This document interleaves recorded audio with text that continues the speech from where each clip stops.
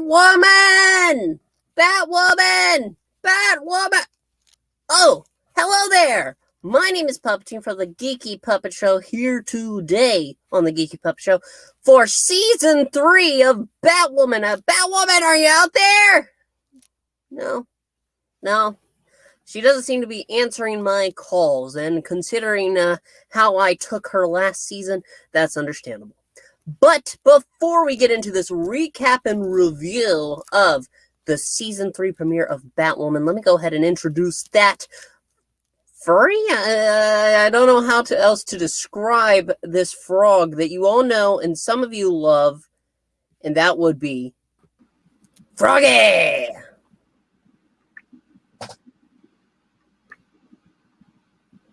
Hi. Hi. Hi. Hi. Hi. Hi. Are you ready to talk about Batwoman? Hi. Oh, we're done. Oh. I'll take that as a yes. No. Goodbye. Yes. So this episode, I didn't know exactly what to expect. Where we left off, we were not happy. We were not happy campers at all. But we waited, and it's come back. It was well worth the wait. The court is still out on that one, because while this episode is actually not that bad, there are some things about it that I'm still skeptical about how they're going to handle.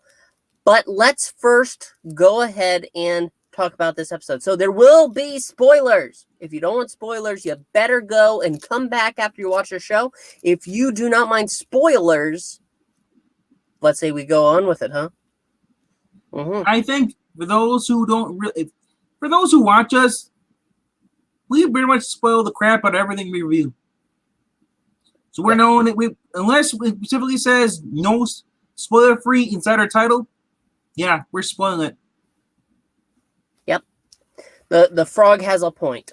So where we left off last season, well, a bunch of the Rogues Galleries, Batman's Rogues Galleries artifacts got let loose in the weapons, stuff like poison ivy's, like part of her body, I guess, or whatever, or roses, whatever. The guy that was taken, Jarvis Tech's hat. I'm not sure what the other ones are. Umbrella. The umbrella for Penguin. A whole bunch of items just let loose in the river, and now, well, people are starting to find it. So we see as Mad Hatter's hat is sold on eBay. Yes. And he really cleaned it up, man. It was floating in the river. He really cleaned it up. It was all muddy and stuff. Yeah, and it had a disgusting little frog on it. It was horrible. It wasn't that bad.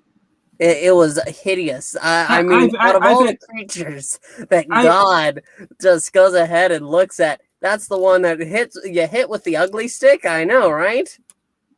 I mean, I've had better rides on hats before, but that's all right. I'm just kidding, Froggy. I'm just kidding. Here, come here. Hug. I will see you later. Alrighty, I'm gonna... Batwoman! No. When you least expect it, I will find you. So, we see as Jarvis Tech's hat ends up going to a Alice fanboy who feels that Alice has been wrongly put into Arkham Asylum. Yeah, he's fanboying. He's a fanboy, indeed. He's like simp. Froggy. You know what, though? I will never break Alice out of jail because she wants to be there. Well, yes, in this episode, she has, from the beginning, we get to see, it looks like she has postcards from Jacob Kane. And so, it looks like they're communicating. We then see Mary come, and they have an interaction, because Mary is graduating from med school. That was pretty fast, but that's what she's going to do. And this is all leading up to a moment later on, where we get to the party. Another element we're dealing with Ryan's, paternity, I guess we could say. Her mother seems to not be dead after all. Alice was telling the truth. Mommy dearest, as she calls her, is alive somewhere. And so we get to see Sophie, who really doesn't have a lot going on. She's going around bars and sleeping with other people, other women, and so she looks into it and she says, "Here's the name of your mother if you want to look at it," and hands an envelope to, well, Ryan. But we get to the main course of this plot, which is the ceremony. And Mary has to give a speech, but we get to see as the Mad Hatter imposter, the legacy character. Yes. Makes her give a speech about the medical industry, I guess. And how corrupt it is. Yeah. And then we get to see as the head of the school board is pulled out on a table, and the new Mad Hatter tells her to go ahead and cut out every organ until he dies. But thanks to Luke, who seems to be having some problem with his soup, he is able to put on earbuds and play a frequency that will keep them immune to the mind control. So this leads to a moment where they realize we cannot stop this Mad Hatter unless we have the person who can stop him. And who is that? Who's that? Alice. Yep. Leads to a moment where Ryan breaks into Arkham Asylum and is trying to force her out. And so Alice runs back to her cell, tries to lock herself in. And she says, "No, my dad is going to get me out." But then Ryan gets to see these postcards, and they're not postcards. They're just clips of magazine and all napkins that Alice wrote to herself. Yep. All to herself, from magazines, napkins, and stuff. She has been breaking down. And then Ryan basically dupes her, saying, "Hey, I understand you have a hard time. You lost your sister, you lost your father, you lost Ocean. If you help me, I'll let you go. I'll let you run." Yep. So Alice, said, "You know what? Because you can tell that she's really hurt. She's really kind of changed." And I think Alice would have been changed more, but Ryan used her. Ryan's at fault. Yeah, if I can go ahead and just sum up towards the end here, I mean, I'm pretty amazed how fast I was able to recap this. They get Alice, they get her out, and so she ultimately goes up to this faux Mad Hatter, and he asks, "Do you think I'm crazy? Tell the truth now." And we see the hat glow. Woo. And she says, No, I don't think you're crazy at all. Then she takes her knife and stabs him as he's only after he asks for a hug. Yeah, he wants a hug. Yeah, she gives him, and she stabs in the back. He's like, "How?" It's like, because she has those earbuds in, noise canceling. And she says, "You're crazy as they come, buddy." Yeah, as he's dying. To remind me to never ask you for a hug. You okay?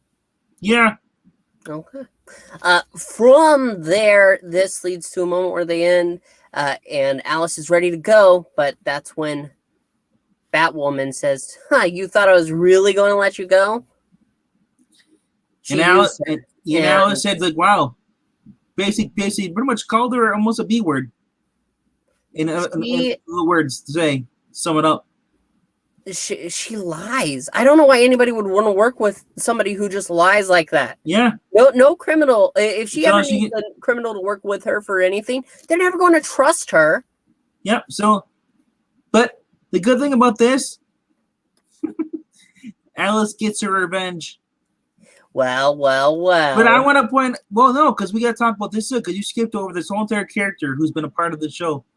These other episodes. We had like 3 scenes. Yeah, but you skipped over the first 2 scenes. Yes, we get introduced to Renee Montoya, and she wants to collect these items, and she wants the mayor to back her. And there's a scene with the mayor, and she's like, I don't want this getting in the news. And Renee Montoya is like, I don't want. Do you really want mass murder in your resignation letter? To say if you don't get on top of this, you're going to end up messing up things for everyone. But then I don't like this line because she says, if we're not careful, we're going to go back to Jim Gordon's Gotham. Well, the thing is, though, and this is actually true to the comics, though. This isn't for the show. Renee Montoya never liked Batman. Well, yes. Okay, that's fine. It's a fair point. And yeah, in the Jim Gordon era, Jim relied heavily on Batman, and you see how that got it. So eventually, Montoya did replace Gordon as acting commissioner.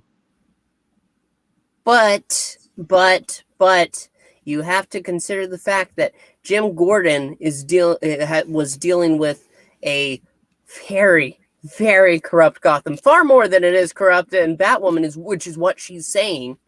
She's saying that they are better than they were with Jim Gordon in power, but Jim Gordon was doing his best. So to insult Jim, well, yeah, of course, well, yeah, but you're also a bleeding heart for Jim too. I am a bleeding heart for Jim. Jim Gordon is one of my favorite characters. So of course she's gonna attack Jim and all, but it has nothing to do with his race or because gender. No, it's just that she doesn't like working with vigilantes unless she has to, and she really doesn't want to at all. Yeah. But in this case, she sees the benefit. She sees the benefits. Makes her kind of a hypocrite. But you know what though? It doesn't really matter because I like this Montoya. And I have nothing against this. Yeah. Well, she played Montoya before, and she's doing well with it.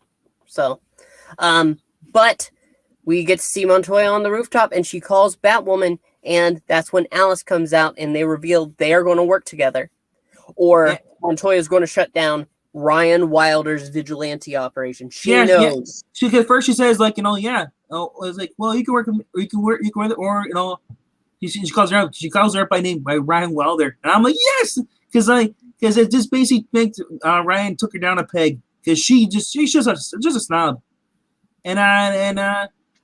yeah. So Alice, she's like, you told her. He's like, well, it's better being bad, and payback's a bitch. It is, and I obviously Alice in the streets is something that would be dangerous because she needs serious mental health consultation. She needs help, but there's not a lot of help in Arkham Asylum. But I do like the fact that Montoya even dropped the word question.